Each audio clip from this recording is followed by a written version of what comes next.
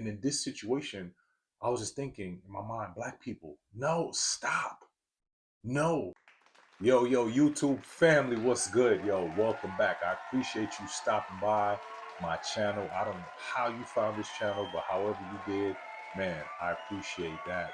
Look, just like how I started the rest of my videos on this channel, I'm not doing nothing until you press the like button.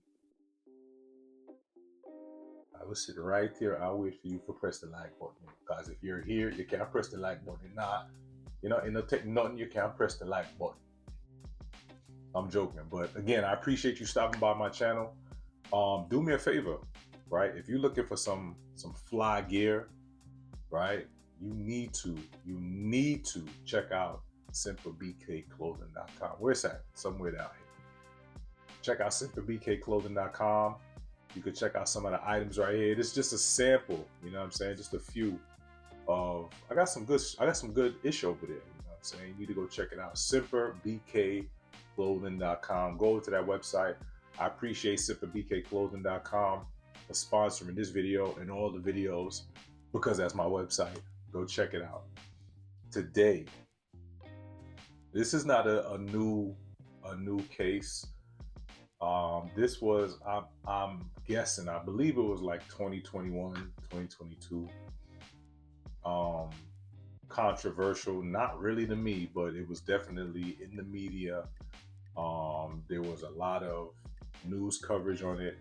There was a lot of ignorant opinions regarding this situation. But we're gonna get into the video. And I'm gonna try not to be too long-winded, but I'm gonna get into my thoughts about it. This one, again, from my perspective, you know. And again, when I react to these these law enforcement encounters, when I react to these officer-involved shootings, I don't have emotions, right, in it. That's not how you should be looking at these encounters. You shouldn't be looking at them with emotions. You should be looking at them based on Graham v. Connor. Go check out some posts, right? I got a post on the YouTube page that explains Graham v. Connor. And that's like the pinnacle, that's like the landmark case for law enforcement, for the way force is used, the way use of force is used reasonably and necessary. Graham v. Connor, Tennessee versus Gardner. Those are the landmark cases, right? That the use of force law enforcement officers use, that's what they're judged by, right? And based off of those two landmark cases, this officer did nothing wrong. So before I go any further and I get into my opinion, and again, I'm not trying to make it too long. I don't want this to be too long. You sit up here getting bored, falling asleep and all of that. But let's get into the video and I'm gonna give my opinion. And I gotta give a scumbag alert. All right? Scumbag alert. Scumbag alert. There is a scumbag grown man in this video, right? A scumbag. And you're gonna see why I said that. All right, let's get to the video. And before we do that, press the like button. Let's get into it. Bryant shot dead by Columbus, Ohio police officer Nicholas Reardon. Tonight, investigators are examining police-worn body camera footage as well as video taken from a neighbor's security camera showing Micaiah appearing to hold a knife and then lunging at someone wearing pink. Officer Reardon fires a burst of deadly shots. We're joined now by ABC's Trevor Ault. Thanks so much for joining us, Trevor. What's the latest on the investigation into Micaiah's death? Thanks for having me, Lindsay. Today we got a few different, more well-rounded views of what happened in this shooting. One of them, that surveillance footage from the neighbor across the street. He was a witness only in hearing the shots, but his security cameras captured the incident as it unfolded. And another video was released by the city police, and those are the dash cam videos from the officers as they arrived on scene. And it is worth noting, Lindsay, that there wasn't a lot of new information revealed by these new videos because the city and the police department took that unprecedented step to release some of the body camera footage within just a few hours after this fatal shooting. And so we have a fairly good understanding of what... Pause, right? So right there, this scumbag, look at, and I caught it in such a good position. This scumbag whose father should have used a condom. Look at him, grown ass man, about to kick this little girl. I don't care how old she is. That's a little girl that was involved in a physical altercation with some other little girls, right? And this scumbag is about to kick her in front of police. I'm gonna get into my opinion after, right? But just again, this is the scumbag alert. And mind you, what a perfect spot I paused it at, right? Look at the girl that got shot and look at what's in her hand and look at what she's about to do. We're gonna get into it. Let's get back to it. Was seen there as this was playing out as Ma'Khia Bryant is seen on that video with a knife in her hand, appearing to lunge at another young girl. And that's when the officer, Nicholas Reardon, opens fire, fires 4 shots. An officer tried to perform CPR, and then she later died at the hospital. The city says they are committed to transparency, they are committed to accountability, and they're going to continue to keep the public informed. For now, though, it seems we've got our hands on those videos. We have a general idea of what happened, but the investigation is going to play out separately to determine whether or not this shooting was justified.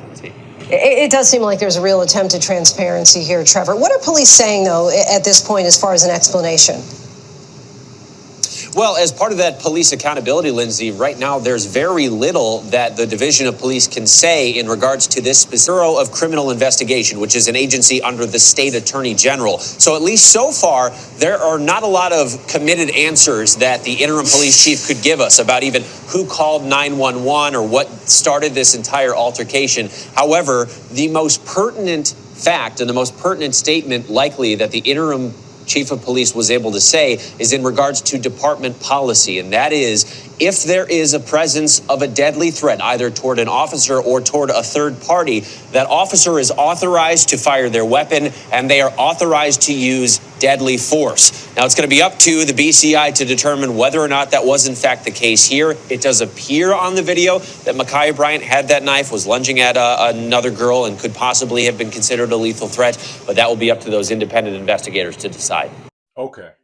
So because, YouTube got me shook, because I'm brand new on here, I don't want to show the full video, but you can go over to police activity, right? And actually, you know what I'm going to do? In the description, I'm going to drop a link for that video for police activity. Go check it out. But again, I'm going to break it down for you. And once again, this ain't me. I'm not no Google police officer, no Google AI police officer. I was a police officer in Southwest Atlanta, city of Atlanta, right? Zone 4 SWATs. I was a federal law enforcement officer. My associates, my bachelor's, my master's in criminal justice, right? I was in law enforcement for 13 years. So my opinion is based off all of that, all right? But I'm gonna break it down. If you even go over the police activity channel, I'm gonna break it down. So there's a 911 call. Basically, the officer gets a 911 call about a dispute, right? Didn't get too much information. True story, right? And I know that feeling, right? When you get a 911 call about a dispute, if you're in a busy area, like how I was in Zone 4, Southwest Atlanta, even the most, what seemed like the most treacherous call, you still rolling up, just kind of like, I wouldn't say nonchalant, but you rolling up, because it's every day.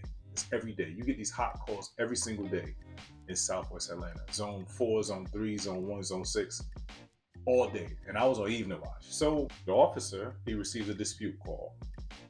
I can't make this up. He parks his vehicle. He steps out the car. As he's stepping out the car, there's chaos. And as he's walking over to what appears to be a physical dispute, right? This intelligent girl thought it was smart to go attack a girl in front of the police as the police officer was arriving on the scene. And that's where the scumbag also kicks the girl in front of police, that grown ass man, right? So while this is happening to the officer's the right, as he's looking, like right in front of him, this is the Miss Bryant, the young lady. She goes with a knife. And I would say, from me watching it, she was definitely less than 10 feet from the officer, maybe even 5 to 7. She goes to attack, which was a grown woman, with a knife in front of the police officer, right? That is 100% a deadly force situation, right? There's nothing else in that situation. And here is my opinion. The officer was 100% right. There's nothing else he could have done in that situation. Mind you, he was dealing with two extreme situations at one time. But in that situation, there's the Breakfast Club, Envy, he really broke it down and said, imagine if the girl in the pink was your daughter or your family member. You would definitely want that officer to protect them, right? And the officer is authorized to use deadly force when his life or someone else's life is in imminent danger. The young lady was about to stab that other woman. And then I said on this channel, I definitely ain't doing no politics, and I try to stay away from race, but I have to say this, right? Because this is dealing with my people, Black people, right? I think it's because arguably even now, right, we deal with so much police brutality, we deal with so much violation of our Fourth Amendment rights that no matter what the situation is, if it's a Black person and a white police officer, right, we always side with the Black person. At times, I feel like a Black person could literally on camera fire shots at an officer, and when the officer returns fire and kills that person, they're still going to say the officer is wrong. The officer should have did something else. The officer should have did this, did that. And of course, I can't remember specifically, but I know there was so many people that came out when this happened talking about the officer was wrong, or the officer needs to be charged, or some other BS. And I just couldn't, I'm like, yo, what are y'all thinking about? Take the emotions out of it, right? And take all the other, we got to deal with these things case by case, right? Because you got feelings about another police involved shooting that probably was wrong, right? I got the one just popped into my head, like that coward police officer that was convicted, and I think he's doing a lot of time in prison, with the lady who had the pot of water and put the pot down, and he still shot her anyway. Like, you got, okay, we can't think about that, right? Case by case. And in this situation, I was just thinking in my mind, Black people, no, stop. No, no matter, it don't matter your age. If you going after somebody with a knife in front of the police, what the hell do you think is going to happen? What the hell do you think is going to happen? In front of the police. Your age don't matter in that situation. Your gender don't matter in that situation. Your mental health doesn't matter in that situation. That's a deadly force situation right there. The officer, because and then you got some people that would say, oh, why couldn't you have used his taser? Ignorant, right? Because I think the people who say that don't realize that the taser does not work on everyone. I've never tased anyone, because when I was with Atlanta, I think it was in 2012, when I was with APD, Zone 4, we were the first zone to get tasers. And literally, I've taken my taser out a bunch of times. All I had to do was turn it on and I got compliance. So I never had to use it. But I've seen fellow officers, I've seen trainer videos where it doesn't work on everybody. Some people walk right through that taser. And furthermore, the taser is only incapacitating you for, what is it, like 5 to 7 seconds?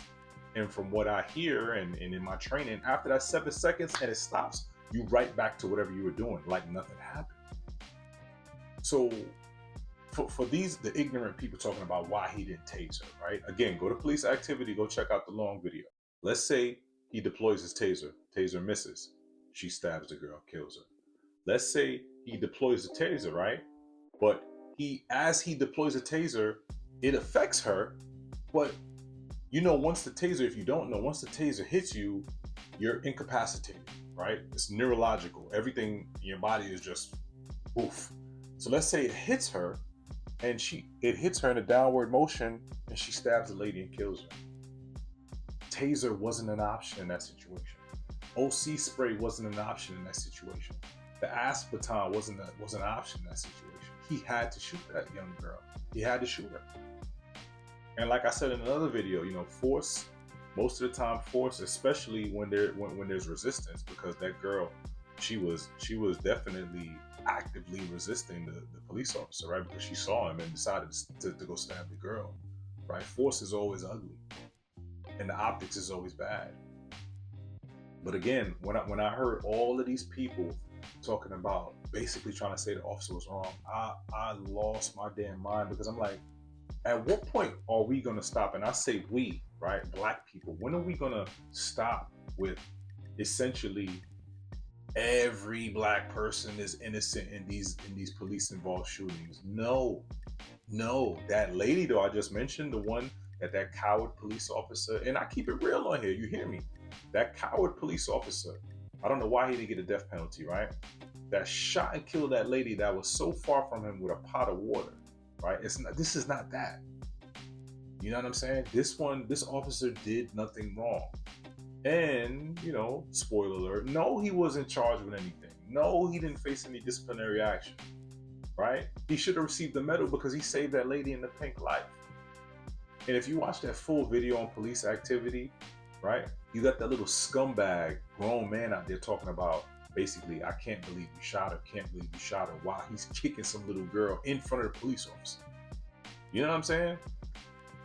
So, you know what I'm saying? Yo, my verdict on this one, the officer, this officer was 100% right in the situation. I feel like he reacted in the best manner with, you know, what was presented in front of him.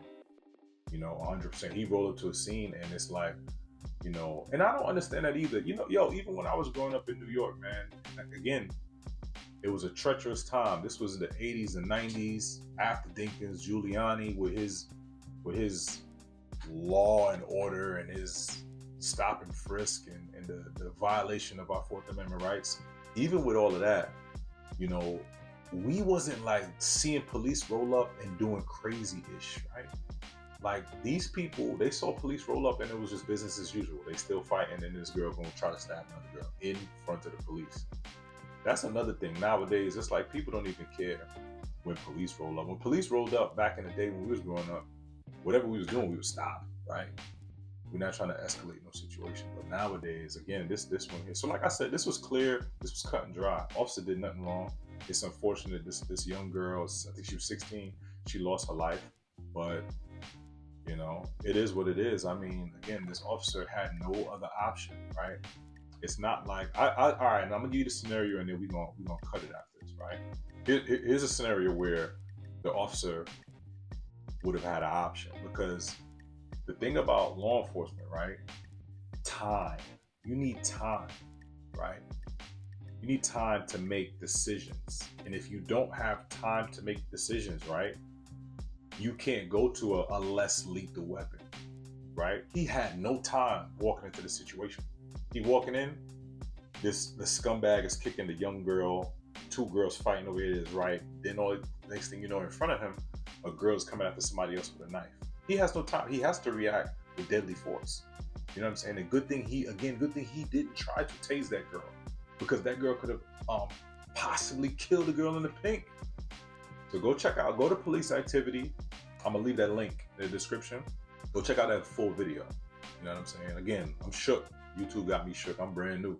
I don't want to put it up here. Next thing you know, they take down my little old page, right? But go check it out. Again, my opinion and my professional opinion, this officer was 100% right. Should receive a medal for saving that other woman's life, right? Go check out Simple BK Clothing on a lighter note. Where the website? Go check it out on a lighter note.